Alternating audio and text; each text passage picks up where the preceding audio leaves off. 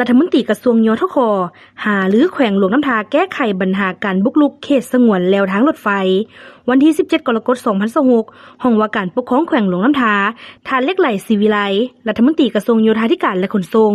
พร้อมคณะมีหัวหน้ากรมห้องกรมรัฐวิสาหกิจรถไฟแห่งชาติลาวมีผู้ต่างหน้าจากกระทรวงป้องกันความสงบกรมตำรวจรถไฟ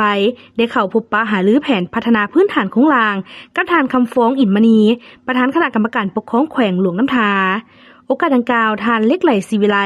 รัฐมนตรีกระทรวงโยธค.ได้แจ้งสภาพการเคลื่อนไหวเวียกงานอยู่ในเขตแขวงหลวงน้ำทาโดยสังเขปพร้อมทั้งได้แลกเปลี่ยนหลายปัญหาสำคัญโดยเฉพาะปรึกษาหารือกับภาคส่วนเกี่ยวข้องในการแก้ไขปัญหาการบุกรุกเขตสงวนแนวทางรถไฟ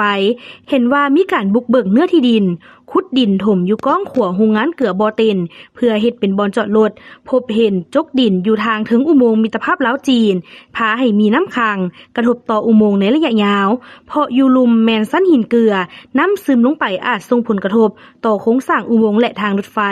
ปรึกษาหารือแผนการปรับปรุงและยกระดับเส้นทางภายในเขตเศรษฐกิจบ่อเต็นเส้นทางA3เส้นทาง13เหนือเส้นทางด่วนสภาพการปฏิบัติระเบียบผังเมืองแก้ไขปัญหาน้ำประปาการคุ้มครองพาหนะกวดการเทคนิครถกวดคืนโซเฟอร์รถคุ้มครองความปลอดภัยโดยสารโอกาสนี้ทานคำฟ้องอินมณีประธานคณะกรรมการปกครองแขวงหลวงน้ำทาได้กล่าวต้อนรับและแสดงความขอบใจต่อกันนำกระทรวงยทค.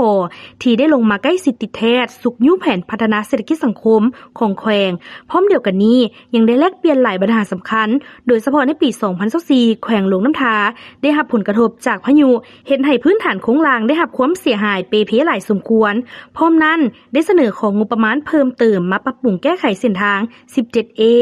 17B และเส้นทางเสื่อมต่อจากเมืองหลวงน้ำทาไปหาเมืองสิงห์และเวียกปิ่นอ้อมแขนงยทค.สองฝ่ายได้ยกหลายปัญหาที่มีความสนใจร่วมกันเป็นต้นแม้นการแก้ไขปัญหาการบุกรุกเขตสงวนแนวทางรถไฟและกำหนดแผนการร่วมกันในต่อหน้า